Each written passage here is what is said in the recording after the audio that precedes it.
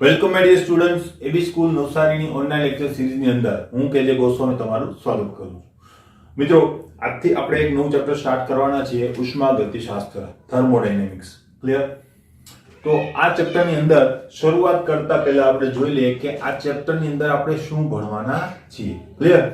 તો વાત તો એ જ છે, થર્મોડાયનેમિક આપણે ભણવાના છીએ, પણ થર્મોડાયનેમિક્સ એટલે શું, ઉષ્માગતિશાસ્ત્ર એટલે શું, તો એનું જે ડેવલપમેન્ટ છે એની કેટલીક વાતો આપણે કરીશું, એટલે કે એક પ્રકારની પ્રસ્તાવના.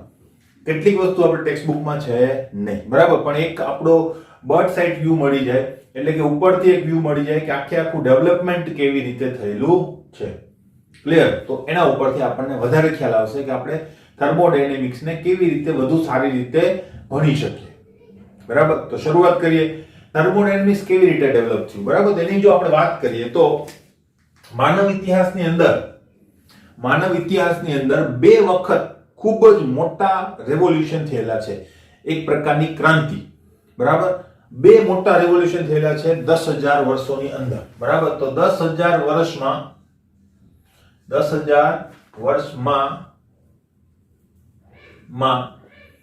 બે રેવોલ્યુશન કે ક્રાંતિ કહી શકીએ આપણે. બરાબર? ક્રાંતિ થઈ છે. કઈ બે ક્રાંતિ? તો તમે શું કહેશો? તરત તમારા મગજમાં આવશે એક તો ચક્રની શોધ ને એક અગ્નિની શોધ. હું એની વાત કરતો નથી. એ એક શોધ હતી, બરાબર. અલ્ટિમેટલી માનવ સંસ્કૃતિની આખી દિશા, માનવ સંસ્કૃતિને જીવવાની જે વર્તણૂક છે એની અંદર જ એક મોટી તબદીલી આવી જાય એવા પ્રકારની બે ક્રાંતિઓ થઈ છે 10,000 વર્ષોની અંદર, અને એના કારણે માનવ સંસ્કૃતિ જે છે એટલી બધી આગળ વધી શકી છે. બરાબર? તો એવી કઈ ક્રાંતિ છે, તો એની વાત ખાસ આપણે કરવાના છીએ. તો રેવોલ્યુશન નંબર 1, બરાબર, રેવોલ્યુશન નંબર 1 એટલે ફર્સ્ટ રેવોલ્યુશન જે છે એ કયું, તો કે ભાઈ 10,000 વર્ષ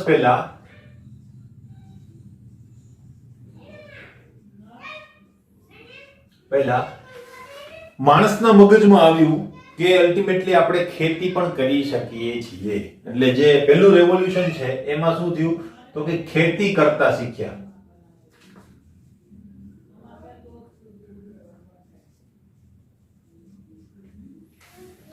આપણે ખેતી કરતા થયા. એનો ફાયદો શું છે, આટલું મોટું રેવોલ્યુશન એને કેમ કહેવામાં આવે છે? કારણ કે પહેલા માણસ જે છે એ અત્યારે જેમ પ્રાણીઓ જીવે છે એ રીતે માણસો જે છે જીવતા. કેવી રીતે? તો ભાઈ અહીંયા ખોરાક કમ્પ્લીટ થઈ ગયો, એટલે કે ફૂલ, ફળ, માંસ, આ બધી વસ્તુ માટે શું કરતો, તો કોઈ એક જગ્યાએ ડેરોનો મતલબ એક કબીલા જેવું હોય કે ત્યાં નાખી. બરાબર? અને એ ડેરો જે છે એની આસપાસ એ લોકો શોધખોળ કરવા જાય ખાવા માટે. બરાબર? તો એ શોધખોળ કરે, કોઈ પ્રાણીને મારી એનું માંસ લઈ આવે, કોઈ જગ્યાએ ફૂલ કે ફળ ઉગેલા હોય તો એ ફૂલ ફળ તોડી આવવાના. બરાબર? અને એને ખાવાના. હવે થોડા સમય પછી શું થાય, તો કે માણસો ઘણા બધા હોય તો અલ્ટિમેટલી થોડા સમય પછી એની આસપાસ આ બધી વસ્તુ ખૂટી જાય, એટલે કે પ્રાણીઓ જે છે એ એનાથી તંગ થઈ અને એ પ્લેસ છોડીને કોઈ બીજા પ્લેસ ઉપર ચાલ્યા જાય. એવી રીતે આજુબાજુના ફૂલ ફળ છે બધા એ લોકો ખાઈ જાય, તો પછી ફૂલ ફળ પણ આજુબાજુ એને મળે નહીં. તો થોડા દિવસ પછી એને શું કરવું પડતું, માઇગ્રેટ થવું પડતું. થોડા દિવસ પછી બીજી જગ્યાએ જોવા મળે, ત્યાં જઈને પાછું ત્યાંથી આજુબાજુથી બધું ભેગું કરે, પાછું ત્રીજી જગ્યાએ જાય, પાછું ચોથી જગ્યાએ જાય. એટલે રખડતી ભટકતી વસ્તુ, એટલે કે રખડતી ભટકતી જિંદગી એ લોકો જીવતા. બરાબર? હવે રખડતી ભટકતી જિંદગીમાં શું થાય, તો કે એને બીજું કોઈ વસ્તુ માટે છે ને એને વિચારવાનો ટાઈમ જ ના મળે. એટલે કે માનો કે જ્યાં સુધી કહેવાય ને કે સ્ટેબલ લાઈફ ના હોય ત્યાં સુધી માણસ કોઈ ઇનોવેટિવ વસ્તુ કરી શકે નહીં. કારણ કે એ શું હોય, તો એ અલ્ટિમેટલી બે ટાઈમનું ભોજન અને થોડી ઘણી સુખાકારી માટે જે શું કરતો હોય છે, સતત મહેનત કરતો હોય છે, અને કોઈ નવી ઇવોલ્યુશન અથવા તો નવી કોઈ વસ્તુ કરવામાં એને રસ હોતો નથી. તો અહીંયા એવું જ છે, કારણ કે ખાવાનું શોધવા માટે જ એને રખડવું પડતું, તો અલ્ટિમેટલી બીજી કોઈ વસ્તુ માટે એને ટાઈમ મળતો નહીં. બરાબર? તો આ ખૂબ મોટું ઇવોલ્યુશન હતું કે જેની અંદર શું થયું, તો કે આપણે ખેતીવાડી કરતા શીખ્યા. એટલે આપણે હવે ભટકવું નહીં પડે, આપણે જે વસ્તુ જોઈએ એ વસ્તુ ઉગાડી શકીશું, પશુપાલન કરી શકીશું. એ પણ એક પ્રકારની ખેતીવાડી જ કહેવાય. તો આપણને માંસ પણ મળી રહેશે, ખાવાની બીજી વસ્તુઓ પણ મળી રહેશે, કોઈ ખેત પેદાશ છે તો એને આપણે ઉગાડી અને તેમાંથી જ આપણે લઈ લઈશું. તો આપણે રખડવું પડશે નહીં. એના કારણે શું થયું, તો કે માણસ સ્થાયી થયો. માનવ સ્થાયી થયો. સ્થાયી થયો અને શું થયું તો કે ભાઈ વિલેજ એટલે કે ગ્રામ્ય વિસ્તાર, ગ્રામ, બરાબર, શહેર કે મહાનગરો અસ્તિત્વમાં આવ્યા. ખબર પડી? તો આ વસ્તુ જે છે એ અસ્તિત્વમાં આવી. અત્યારે જે શહેરોમાં રહીએ છીએ એનું કારણ શું છે તો કે માનવ પહેલા તો સ્થાયી થયો એટલા માટે, નહીં તો હજુ રખડતી ભટકતી જિંદગી જ આપણે જીવતા હોત. ક્લિયર? તો એક બહુ મોટું રિવોલ્યુશન હતું કે જેની અંદર થયું. પછી વર્ષોના વર્ષો, હજારો વર્ષો સુધી કંઈ ના થયું, ખાલી ખેતીવાડી કરતા અને આપણું થોડું ઘણું વચ્ચે ચક્રની શોધ થઈ તો થોડું ઘણું મુવમેન્ટ માટે આપણને ફાયદો થતો, બરાબર. બાકી બીજી કોઈ નવી વસ્તુ થઈ નથી. પણ 1800ની સદીની અંદર રિવોલ્યુશન નંબર 2, સેકન્ડ, બરાબર, 1800ની સદી પછી કંઈક એવું થયું કે જેનાથી બહુ મોટો ફરક આવી ગયો, બરાબર. એનાથી આપણી જીડીપી જે છે એ વધી ગયો. જીડીપી શું છે? જીડીપી નું નામ તો સાંભળ્યું છે બધાએ. જીડીપી નો મતલબ થાય ગ્રોસ ડોમેસ્ટિક પ્રોડક્ટ. એટલે આપણે જે પ્રોડક્ટ બનાવીએ છીએ, માણસ જે પ્રોડક્ટ બનાવે છે એની વાત હું કહું છું. એટલે જીડીપી, આપણે જે વસ્તુ બનાવીએ છીએ ને એ. તો અત્યાર સુધી આપણું વસ્તુ શેના ઉપર ફોકસ હતું? ખેતીવાડી ઉપર, બરાબર. તો ખેત પેદાશો જે છે એના ઉપર જ આપણે આધારિત હતા. તો જો આ ગ્રાફ ઉપર હું અહીંયા યસ લઈ લઉં તો 1800ની સદીની આસપાસ, બરાબર, 1800ની યરની આસપાસ આપણો ગ્રાફ છે આ રીતે ચડતો હતો. ધીમે ધીમે પ્રોડક્શન વધતું હતું, બહુ ધીમે વધતું, ખબર પડે છે. અને અચાનક જ 1800મી સદી જે આવી તો સીધું શું થઈ ગયું? બૂસ્ટ થઈ ગયું. પ્રોડક્શન જે છે એ હોકી સ્ટિકની જેમ શું થઈ ગયું? બૂસ્ટ અપ તમને જોવા મળ્યું. એટલે જીડીપી એકદમ વધી ગયું, બરાબર, 1800ની સદી પછી. તો આ કહેવાય સેકન્ડ રેવોલ્યુશન. બરાબર. હવે 1800ની સદીમાં થયું તો શું? તો હવે એ વસ્તુ આપણે ખાસ જોવાના છીએ. તો 1800ની સદીમાં શું થયું તો ખબર? અલ્ટિમેટલી આપણે હીટનો ઉપયોગ વર્ક માટે શોધતા થયા, બરાબર. એટલે અલ્ટિમેટલી લગભગ 1712ની આસપાસ આપણી પાસે હીટ એન્જિન આવી ગયું. અલ્ટિમેટલી આખી જે ખુરાફાત કહી શકે અથવા તો એ આખી જે પ્રોબ્લેમ છે શરૂ ક્યાંથી થઈ છે? હીટ એન્જિનથી. તો થર્મોડાયનેમિક્સનું ડેવલપમેન્ટ કરવા માટે હીટ એન્જિન ખાસ અગત્યનું છે. પણ હીટ એન્જિન વિશે આપણે કેમિસ્ટ્રીમાં બહુ ભણીશું નહીં, કારણ કે એ ટોપિક ફિઝિક્સનો છે. તો ફિઝિક્સમાં તમે હીટ એન્જિન જ ભણશો થર્મોડાયનેમિક્સની અંદર, બરાબર. તો હીટ એન્જિન જે છે એની શોધ થઈ અને ધીમે એની અંદર ડેવલપમેન્ટ આવ્યા. અને આ હીટ એન્જિન જે છે એ શું કરતું તો કે ઉષ્માનું કાર્યમાં રૂપાંતર કરતું. એટલે કે આપણે હીટનો ઉપયોગ પથ્થર ઉપાડવા માટે અથવા તો કોઈ પણ કામ કરવા માટે કરી શકતા હતા, બરાબર. તો આ હીટ એન્જિન જે છે એ ડેવલપ થયું અને એના કારણે જ આપણે શું કહ્યું, અહીંયા તમને એક બૂસ્ટઅપ જોવા મળે. પણ એ 1800મી સદી પછી વધારે જોવા મળે છે. ક્લિયર? તો 1712માં જે હીટ એન્જિન બન્યું તો એનો મોટો પ્રોબ્લેમ એ હતો કે એ કેવું હતું? એફિશિયન્ટ નહોતું, બરાબર. એની જે કાર્યક્ષમતા છે, બરાબર, તો એન્જિનની જે એફિશિયન્સી છે, એન્જિનની એફિશિયન્સી જે છે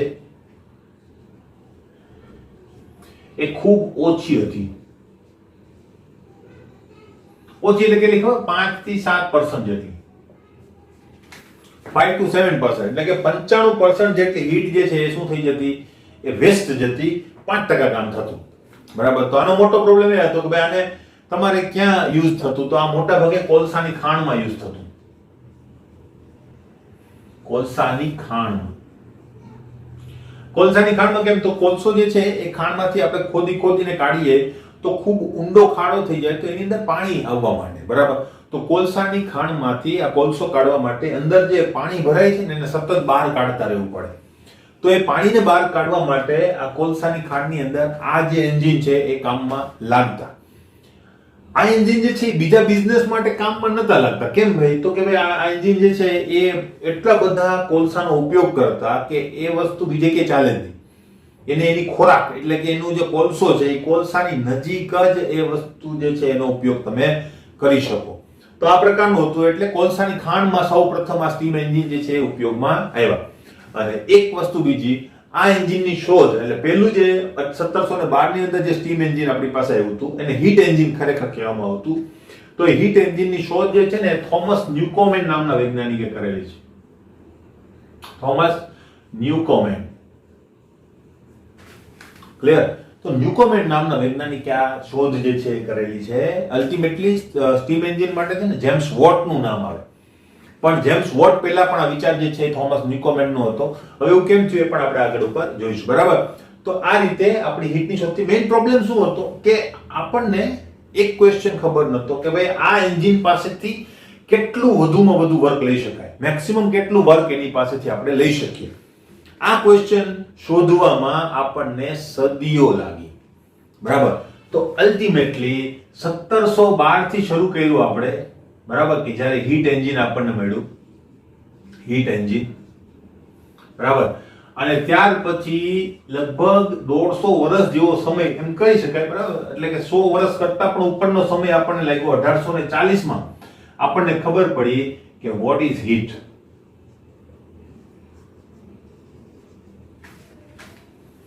બરાબર? આ ક્વેશ્ચન નો ઉત્તર જે છે આપણને મળ્યો 1840 માં. તો આ જે સફર છે, આ જે જર્ની છે, એ જર્નીને કહેવામાં આવે છે, જે એને શું કહેવામાં આવે છે? થર્મોડાયનેમિક્સ. ખબર પડી? બરાબર? તો અલ્ટિમેટલી આ વાત છે. હીટ એન્જિન થી શરૂ થયું અને બહુ બધા વૈજ્ઞાનિકોએ કામ કરેલું છે, બહુ બધા વર્ષો માટે કામ થયું છે, અને ત્યાર પછી આપણને આ બધા કોન્સેપ્ટ મળેલા છે. તો એને કહેવામાં આવે છે ઉષ્માગતિ શાસ્ત્ર. તો એની અંદર પણ કેટલીક વસ્તુઓ છે એની પણ માહિતી આપણે લઈશું. એક સિમ્પલ વસ્તુ હું જો તમને કહું કે આપણા જીવનમાંથી, બરાબર, આપણી લાઈફમાંથી વિધાઉટ હીટ એન્જિન, આપણે કલ્પના કરો ખાલી કે આપણી લાઈફની અંદર હીટ એન્જિન નથી તો કઈ ના રહી, આપણી પાસે કોઈ વસ્તુ ના રહે. આપણે દેહાતી જીવનની અંદર એટલે કે જૂના આદિમાનવના જીવનની અંદર નીકળી જાય. કારણ તો કે આપણી પાસે નો ઇલેક્ટ્રિસિટી. બરાબર? નો કાર્સ પણ નહીં રહે, નો ટ્રેન. બરાબર? એવી જ રીતે કોઈ વસ્તુ ના રહે આપણી પાસે. કારણ કે અલ્ટિમેટલી આપણું ઇન્ફ્રાસ્ટ્રક્ચર બનાવવા માટે પણ આ બધા જ એન્જિનનું જ કામમાં આવે છે આપણને. હીટ એન્જિન કે ભાઈ અત્યારે ભલે પેટ્રોલ થી ચાલતા પણ અલ્ટિમેટલી હીટ એન્જિન જ કહેવાય. ક્લિયર? તો આપણી પાસે કઈ ના રહે એટલા માટે હીટ એન્જિન એ સેકન્ડ રેવોલ્યુશન છે માનવ ઇતિહાસનું. ક્લિયર? બરાબર? તો એટલા માટે આ બે રેવોલ્યુશન મેં કીધા છે કે જે કોઈ દિવસ તમે સાંભળ્યા હશે નહીં. બરાબર? હવે એની અંદર કેવી રીતે કામ થયું છે તો એની વાત આપણે ધીમે ધીમે શરૂ કરીએ. જોઈએ મિત્રો, હવે આપણે શરૂઆત કરીએ છીએ કે થર્મોડાયનેમિક્સ જે છે એ કેવી રીતે ડેવલપ થયું, એની આખી જર્ની જે છે એ આપણે જોઈ. હવે એ ખરેખર કેવી રીતે ઇવોલ્વ થયેલું છે એની કેટલીક વાતો આપણે ફટાફટ કરીએ. તો પહેલો પ્રશ્ન આવે છે વાય થર્મોડાયનેમિક્સ આઈએમપી. બરાબર? ઇમ્પોર્ટન્ટ કેમ છે થર્મોડાયનેમિક્સ? થર્મોડાયનેમિક્સ વગર નથી ફિઝિક્સમાં ચાલતું, નથી કેમેસ્ટ્રીમાં ચાલતું. યાદ રાખજો.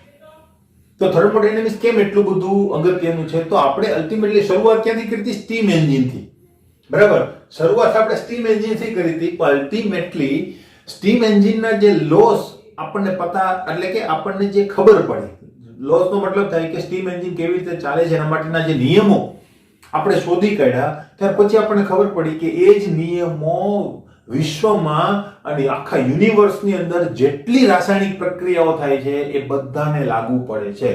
પછી એક નાનકડા એવા વાયરસની અંદર થતી બાયોલોજિકલ પ્રક્રિયા હોય કે પછી મોટા નોઇઝી સ્ટીમ એન્જિનની અંદર થતી પ્રક્રિયા હોય, એ બધાની અંદર આ જે લોસ છે એ લાગુ પડે છે. એનો મતલબ કે આ લોસ છે એ કેવા છે? એકદમ ફંડામેન્ટલ્સ છે. Fundamentals of science. સાયન્સ તો ફંડામેન્ટલ છે એટલે કે એના વગર તમારું ચાલે નહીં. એટલે ફિઝિક્સ હોય, કેમિસ્ટ્રી હોય, એની અંદર થર્મોડાયનેમિક્સ જે છે એ ખાસ અગત્યનું છે. ક્લિયર? બીજી વાત, વાય ઇટ ઇઝ ડિફિકલ્ટ. આ કેમ વધારે અઘરા છે? થોડુંક છે ને આનો અભ્યાસ જે છે ટ્રિકી છે. જો કે આ ચેપ્ટર એટલું બધું અઘરું નથી, બરાબર, પણ એનો તો ડીપમાં તમે અભ્યાસ કરવા જાઓ તો કેવું છે? થોડું ટ્રિકી છે. બરાબર? ટ્રિકીનો મતલબ એની અંદર ઘણી બધી બાબતો જે છે તમારે ધ્યાનમાં રાખવી પડે.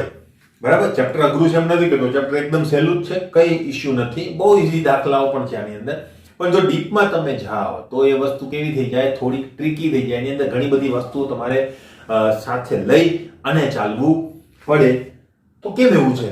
કારણ શું છે? કારણ ખબર છે કે ભાઈ થર્મોડાયનેમિક્સ જે છે એનું જે ઇવોલ્યુશન છે અથવા તો એનું જે ડેવલપમેન્ટ છે એ કોઈ એક વૈજ્ઞાનિકે કરેલું નથી. એની અંદર સેંકડો વૈજ્ઞાનિકોએ કામ કરેલું છે. કેટલાકને આપણે જાણીએ છીએ અને મોટા ભાગના આપણે જાણતા નથી. એનો કઈ ને કઈ હિસ્સો જે છે એ આની અંદર હોય છે. તો અલ્ટિમેટલી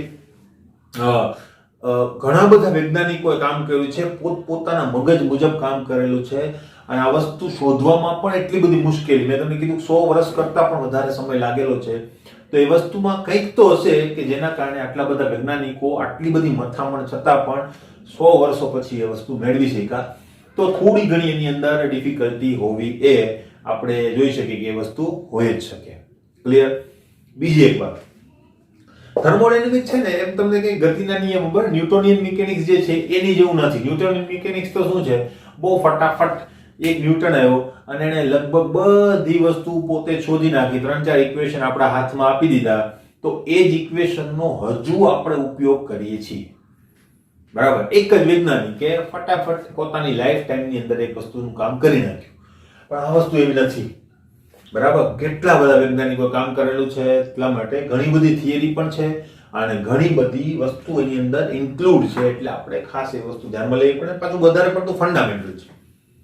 એકદમ એમ કહેવાય કે કહેવાય અણુ પરમાણુથી વાત શરૂ થાય છે. એટલા માટે આ વસ્તુ જે છે એ ખાસ ડિફિકલ્ટ છે થોડી. બરાબર? પણ જ્યારે તમે ડીપમાં શીખવા જાઓ ત્યારે ચેપ્ટરની અંદર તો આપણને કઈ એવી બધી ડિફિકલ્ટી પડવાની નથી. સમજી અને કરો તો કોઈ ઇશ્યુ થવાનું નથી. એની અંદર ઘણી બધી ટર્મ્સ આવશે. તે ટર્મ્સ કેવી રીતે ઇવોલ્વ થઈ છે એની પણ આપણે થોડી ઘણી વાત કરીશું. ક્લિયર? નેક્સ્ટ, હવે એનું સ્ટાર્ટિંગ જે છે આખા થર્મોડાયનેમિક્સનું એ શરૂઆત ક્યાંથી થાય છે? શરૂઆત થાય છે આપણી સ્ટીમ એન્જિનથી. તો સ્ટીમ એન્જિન જે છે ડેવલપ કર્યું કોણે? થોમસ ન્યુકોમેન નામના વૈજ્ઞાનિકે. તો એણે સ્ટીમ એન્જિન બનાવ્યું. એફિશિયન્સી એકદમ ઓછી હતી, એનો મોટો ડ્રોબેક હતો.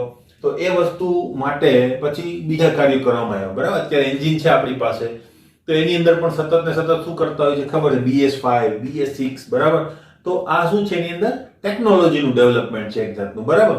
તેવી રીતે આની અંદર પણ ટેકનોલોજીનું ડેવલપમેન્ટ કરવાના પ્રયત્નો થતા જ રહેતા હતા, પણ કંઈ કરી શકતા નતા. મેઇન પ્રોબ્લેમ શું હતો? આપણને એ જ નથી ખબર કે આ હીટ શું છે. આપણે હીટને યુઝ કરતા હતા, અલ્ટિમેટલી આપણને ખબર નથી કે હીટ શું છે. બરાબર? આપણને ખબર છે, તમને બધાને પોતાનું નામ ખબર છે, તમે કોણ છો ખબર છે, તમારા પપ્પા કોણ છે, બધી વસ્તુ ખબર છે આપણને. બરાબર? પણ ખરેખર આપણે શું છીએ? આપણે આ બધી વસ્તુ કરીએ છીએ. હું ભણાવું છું, તમે ભણો છો, આપણે પૈસા કમાઈએ છીએ. બરાબર? તો એ શા માટે કરીએ છીએ? એક ક્વેશ્ચન ખાલી તમે પૂછો તો એનો કોઈ આન્સર એમ ગણો તો કોઈ પાસે નથી. બધા કરે છે, હું પણ કરું છું. બરાબર? તો અલ્ટિમેટલી એ બધી વસ્તુ જે છે થોડીક સ્પિરિચ્યુઅલ નીકળી જાય, પણ એ વસ્તુ પણ એ જ છે. બરાબર? તો હીટનો ઉપયોગ કરતા હતા આપણે. બરાબર? તમને એમ થાય કે હીટનો ઉપયોગ કરતા તો આપણને ખબર તો હીટ એ શું છે, તો કે આ હીટ છે. બરાબર? હું આમ કહું કે આ હીટ છે, તો આ હીટ એમ નહીં, આ વસ્તુ છે શું એ વસ્તુ ખબર પડતી નથી. બરાબર? કે ખરેખર એની ફિઝિકલ પ્રોપર્ટી શું છે, એ વસ્તુ શું છે ખરેખરમાં. દાખલા તરીકે આપણે કીધું કે મેટર શું છે, તો કે મેટર છે એની અંદર નાના નાના અણુઓ હોય છે. અણુઓ શેના બનેલા હોય છે? પરમાણુના બનેલા હોય છે. પરમાણુ શેના બનેલા હોય છે? તો કે ઇલેક્ટ્રોન, પ્રોટોન, ન્યુટ્રોન જેવા ઝીણા પ્રાથમિક કણોના બનેલા હોય છે. હવે તો આપણને એ પણ ખબર છે કે આ જે ઝીણા કણો છે, પ્રાથમિક કણો, એ ક્વાર્ક્સના બનેલા હોય છે. બરાબર? તો આ બધી વસ્તુ જે છે એ ડીપમાં તમે ગયા એમ કહી શકાય. તો આ વસ્તુ આપણને ખબર નથી. હીટ એટલે તો કે ગરમી લાગે, હીટ. એવું નહીં ચાલે, કારણ કે વૈજ્ઞાનિક ભાષામાં બધી વસ્તુ ચોકસાઈપૂર્વક એને મેઝર કરેલી હોવી જોઈએ. બરાબર? તો મેઇન પ્રોબ્લેમ હતો કે હીટ શું છે જ આપણને ખબર નથી. તો ત્યાર પછી ડેવલપમેન્ટ થતા કે મેં કીધું એ પ્રમાણે તો 1592 થી 1742 અલ્ટિમેટલી છે ને 1492 ની અંદર 1492 ની અંદર થર્મોમીટર જે છે એ ડેવલપ થવા માંડેલું. બરાબર? પણ 1592 થી 1742 ની વચ્ચે એ ફિઝિકલી વાયેબલ થઈ ગયું અને બધા પાસે લગભગ એ વસ્તુ યુઝ કરવા માંડેલા. એટલે થર્મોમીટરની મદદથી આપણે તાપમાન માપવા માંડેલા. બરાબર? કે ભાઈ આનું તાપમાન વધારે છે, કેટલું છે, એ બધી વસ્તુ મેજર કરી શકતા હતા આપણે. દાખલા તરીકે લેન્થ. બરાબર? હું એમ કહું નવસારીથી સુરત જવું કેટલી વાર લાગશે, તો કે 30 કિલોમીટરનો રસ્તો છે. બરાબર? તો એ લેન્થ છે. પણ લેન્થ શું છે? બે પોઈન્ટ વચ્ચેનું અંતર. બરાબર? પણ ખરેખર એ ફિઝિકલ એ હું કહું સુરતનું અંતર કેટલું તો કે 30 કિલોમીટર, પણ એ નવસારીથી 30, મુંબઈથી જુદું હશે, આણંદથી જુદું હશે, અમદાવાદથી જુદું હશે. તો એમ પોઈન્ટ બદલાવો તો તમારું જે મેઝરમેન્ટ છે બદલાતું રહે. એમ થર્મોમીટર શું છે તો કે કોઈ એક વસ્તુની સાપેક્ષે તાપમાન વધારે છે ઓછું છે, કેટલું વધારે છે કેટલું ઓછું છે એ માપી શકે છે. અલ્ટિમેટલી એની અંદર રહેલી ઊર્જાનું માપ એ આપતું નથી. બરાબર, પણ આપણને એ નથી ખબર કે હીટ શું છે. આપણે માપવા માંડ્યા હતા એ વસ્તુ થર્મોડાયનેમિક્સની મદદથી, બરાબર, પણ હીટ શું છે એ ખબર નથી. આ એક મોટો પ્રશ્ન હતો. બરાબર, આપણે તાપમાન માપતા હતા, બધાને એવું હતું કે તાપમાન એ જ હીટ છે, પણ એવું હોતું નથી. તાપમાન એ હીટ નથી. તાપમાન એ શું છે? એક ઉષ્માનું સ્તર દેખાડે છે કોઈ પણ પર્ટિક્યુલર વસ્તુની સાપેક્ષે. દાખલા તરીકે અનસેલ્સિયસ તમે કયો તો અનસેલ્સિયસ જે છે એ શું છે તો કે પાણીનું ફ્રીઝિંગ પોઈન્ટ 0 કહી દીધું, પાણીનું ઉત્કલન બિંદુ આપણે 100 ડિગ્રી સેલ્સિયસ કહી દીધું, એની વચ્ચે આપણે મેઝરમેન્ટ કરીએ છીએ.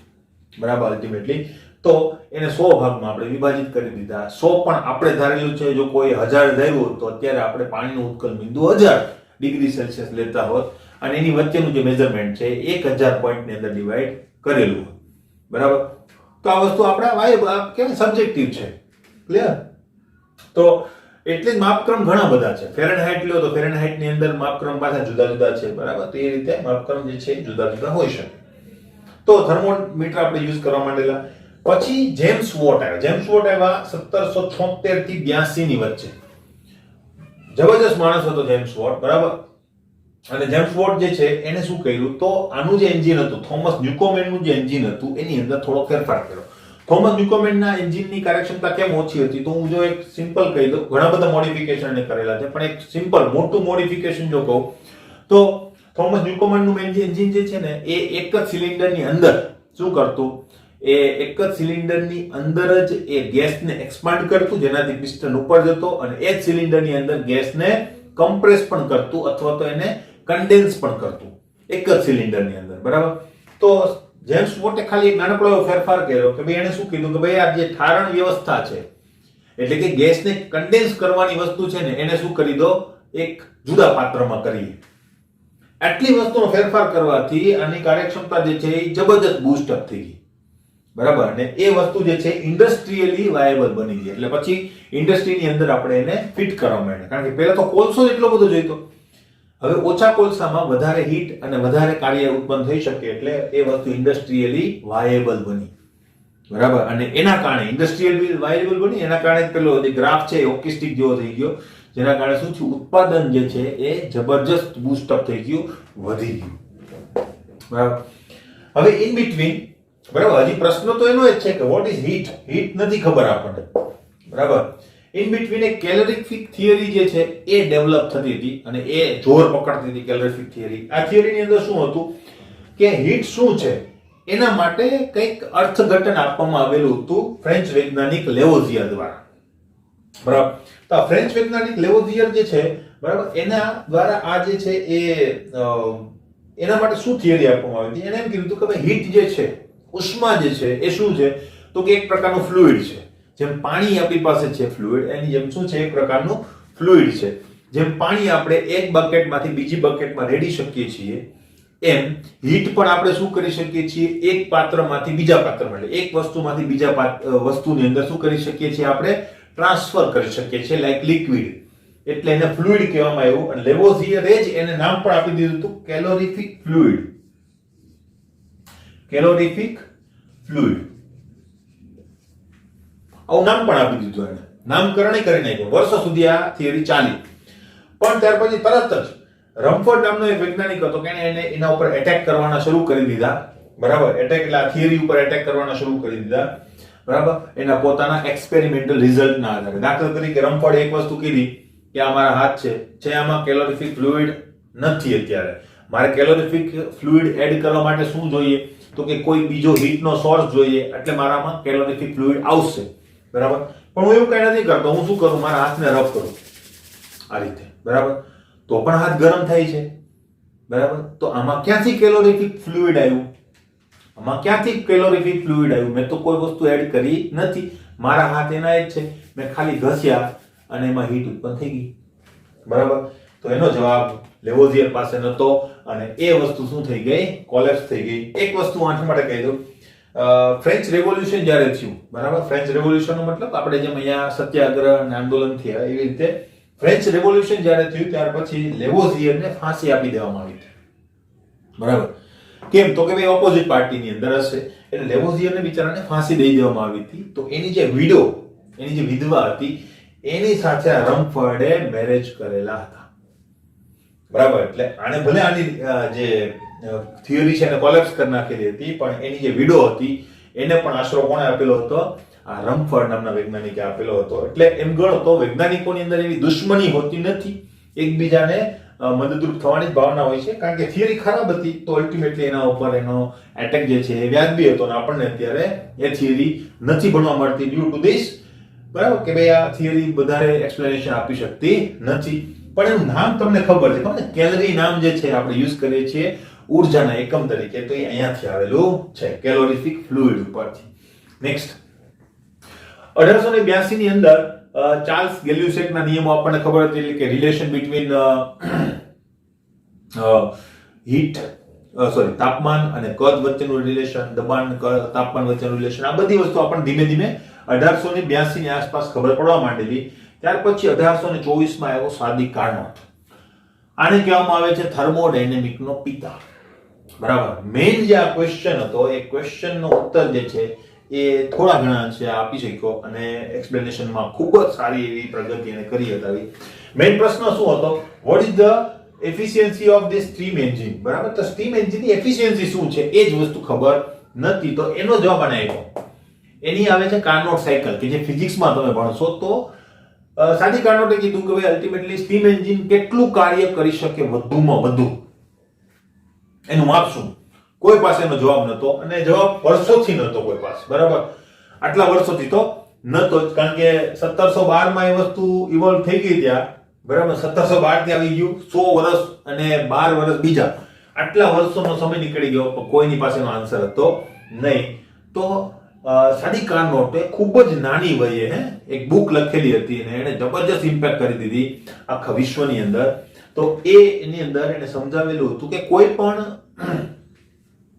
એન્જિન છે, હીટ એન્જિન છે, એની કાર્યક્ષમતા કેટલી હોય તો એના માટે એક એને કાર્નોટ સાયકલ આપી. એને પોતાની જે સાયકલ આપેલી છે એની ઉપર જો તમારું એન્જિન ચલાવો એટલે તમને એ એન્જિનની મેક્સિમમ એફિશિયન્સી ખબર પડી. તો આ વસ્તુ સાદી કાર્નોટે આપેલી હતી અને એના અંદર એક કન્ક્લુઝન હતું, બરાબર. એના અંદર એક કન્ક્લુઝન આપવામાં આવ્યું હતું, કન્ક્લુઝન, બરાબર. કન્ક્લુઝન શું હતું તો કે અલ્ટિમેટલી આજે આપણું હીટ એન્જિન છે એની કાર્યક્ષમતા કેટલી હોય એ કોના ઉપર ડિપેન્ડ કરે છે, તો એની ડિઝાઇન ઉપર ડિપેન્ડ નથી કરતું. આ વસ્તુ જે છે એની ડિઝાઇન ઉપર ડિપેન્ડ નથી કરે. આપણને એમ કે એન્જિન જે છે આમ બનાવીએ તો વધારે કાર્યક્ષમતા આપશે, આમ બનાવીએ તો વધારે કાર્યક્ષમતા આપશે, પણ અલ્ટિમેટલી એન્જિન મેક્સિમમ કેટલું કાર્ય કરી શકે, બરાબર, એ વસ્તુ કોના ઉપર ડિપેન્ડ કરી શકે તો કે એ વસ્તુ ખાલી અને ખાલી એ કયા બે ટેમ્પરેચર વચ્ચે કાર્ય કરે છે એના ઉપર ડિપેન્ડ કરે છે. તાપમાન જે છે એની અંદર બે તાપમાન હોય, એક સોર્સ અને એક હોય છે સિંક, બરાબર. સોર્સ અને શું હોય છે, સિંક. સોર્સ એટલે જ્યાંથી તમે તાપમાન આપો છો, સિંક નો મતલબ જ્યાં તાપમાન જાય છે. દાખલા તરીકે સોર્સ નો મતલબ થાય પેટ્રોલ તમારા એન્જિનમાં જશે ત્યાં દહન પામશે અને સોર્સ કહેવાય, હીટ નો સોર્સ. અને એક્ઝોસ્ટ માંથી ગરમ વાયુ બહાર નીકળે છે અને શું આપણે કહીએ છીએ, સિંક. તો જેટલો સોર્સ વધારે તાપમાન વાળો હશે એટલું કાર્ય વધારે થશે અને જેટલી સિંક ઓછા તાપમાન ઉપર હશે એટલું કાર્ય વધારે થશે, બરાબર. એટલે સોર્સ અને સિંક બંનેના તાપમાન વચ્ચે જો મેક્સિમમ ડિફરન્સ હોય તો કાર્ય પણ તમને મેક્સિમમ મળી શકે, બરાબર. હવે જો સિંકનું તાપમાન ખૂબ વધારે હોય માનો કે તો તમને કાર્ય એ જ એન્જિન વડે વધારે મળશે નહીં. તો આ વસ્તુ એ જ છે, બરાબર.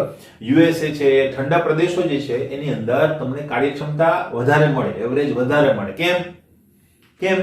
કારણ એક જ, કારણ કે સિંકનું તાપમાન એટલે કે વાતાવરણનું તાપમાન એકદમ કેવું હોય છે, લોએસ્ટ હોય છે, એટલે એન્જિન જે છે એ પોતાની મેક્સિમમ એફિશિયન્સી થી કાર્ય કરી શકે. એટલું કાર્ય અહીંયા થઈ શકે નહીં વધારે તાપમાનની અંદર, બરાબર.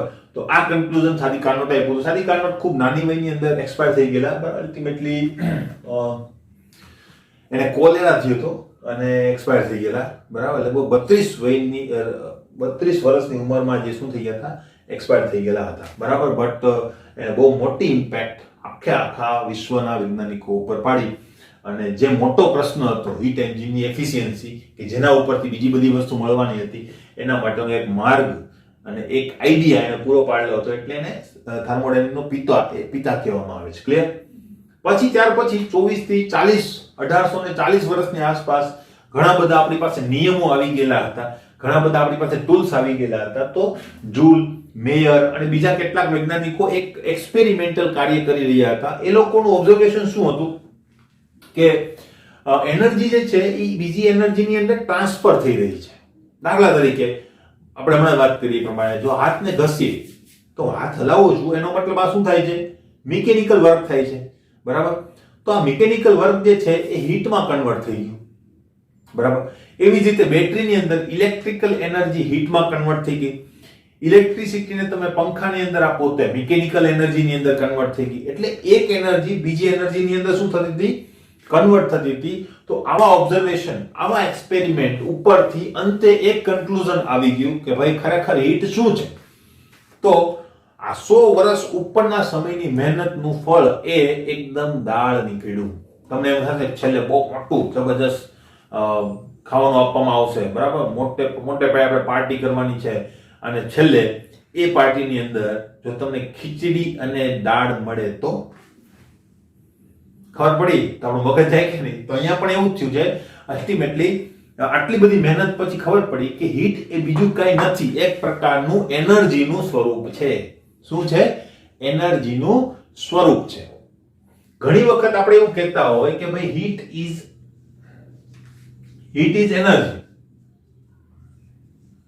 એનર્જી, બરાબર. તો આ વાક્ય જે છે એ કેવું છે? ખોટું છે. હીટ એનર્જી નથી.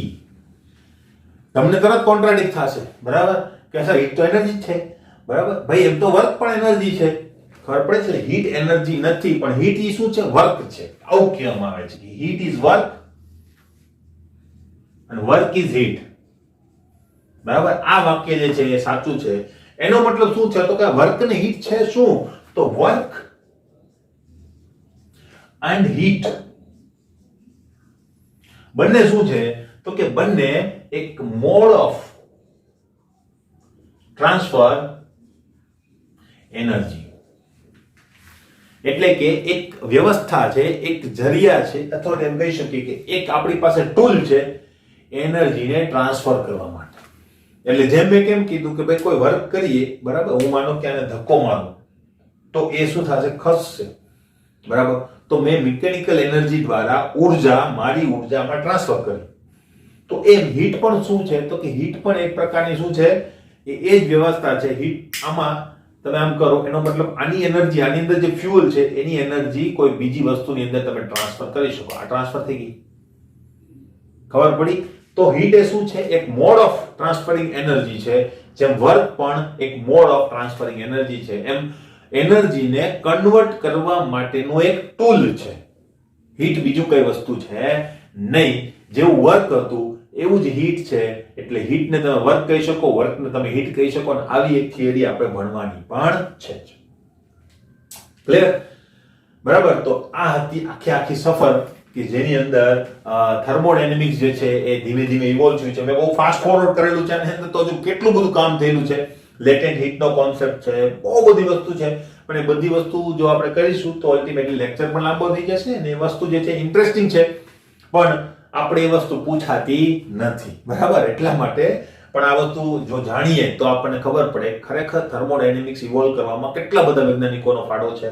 અને એ વસ્તુ તમે ભણશો ત્યારે આપણે થોડી વાતો કરતા જશું. ઘણી વાર તમને એમ થાય સર આ વસ્તુ હતી તો આ કેમ કરી? ભાઈ એના પહેલા એ વસ્તુ ખબર જ નથી, બરાબર. તો આપણને એમ થાય ભાઈ આનો જ ઉપયોગ કરી લીધેલો હતો તો શું વાંધો હતો? અત્યારે આપણને થાય ભાઈ મીટર છે, બરાબર, મીટરનું માપ હતું આપણી પાસે, સેન્ટીમીટરનું માપ હતું. આટલા બધા માપક્રમો લાવવાની જે શું જરૂર હતી? ખોટું કન્ફ્યુઝન વધારવા માટે એક જ માપક્રમ રાખ્યો હોત તો ભાઈ સેન્ટીમીટર રાખ્યું હોત તો થઈ શકે, બરાબર. અલ્ટિમેટલી જ્યારે એ વસ્તુ ઇવોલ્વ થતી હોય ત્યારે કંઈક મુશ્કેલી પડી હોય જેના સોલ્યુશન માટે એ વસ્તુ કરવી પડી હોય. બરાબર? તો એટલા માટે આ બધી વસ્તુ જે છે એ કેવી રીતે ઇવોલ્વ થઈ એ વસ્તુ આપણે રેગ્યુલરની અંદર જ્યારે કોન્સેપ્ટ જોઈતા જઈશું ત્યારે આપણે એ વસ્તુનું ડિસ્કશન પણ થોડું ઘણું કરતા જઈશું. અને ઇન્ટરેસ્ટિંગ પાર્ટ છે અને કીધું એ રીતે કે આની અંદર તમને ફંડામેન્ટલ્સ લોસ ઓફ સાયન્સ ખબર પડશે કે જે આપણે કેમિસ્ટ્રી, બાયોલોજી કે પછી ફિઝિક્સ આની અંદર એનો ઉપયોગ ભરપૂર માત્રામાં કરીશું. એના વગર ચાલવાનું જ નથી. તો ખાસ અગત્યનો પાર્ટ છે કારણ કે આ વસ્તુ જો તમને બરાબર સમજાઈ જાય તો ઘણી બધી મુશ્કેલી સાયન્સ સબ્જેક્ટની તમારાથી સોલ્વ થઈ જાય. ક્લિયર? તો આ વસ્તુ ખાસ અગત્યની છે, બરાબર ધ્યાન રાખવાનું છે. અને હવે પછી આપણે થિયરી સ્ટાર્ટ કરીશું. ક્લિયર?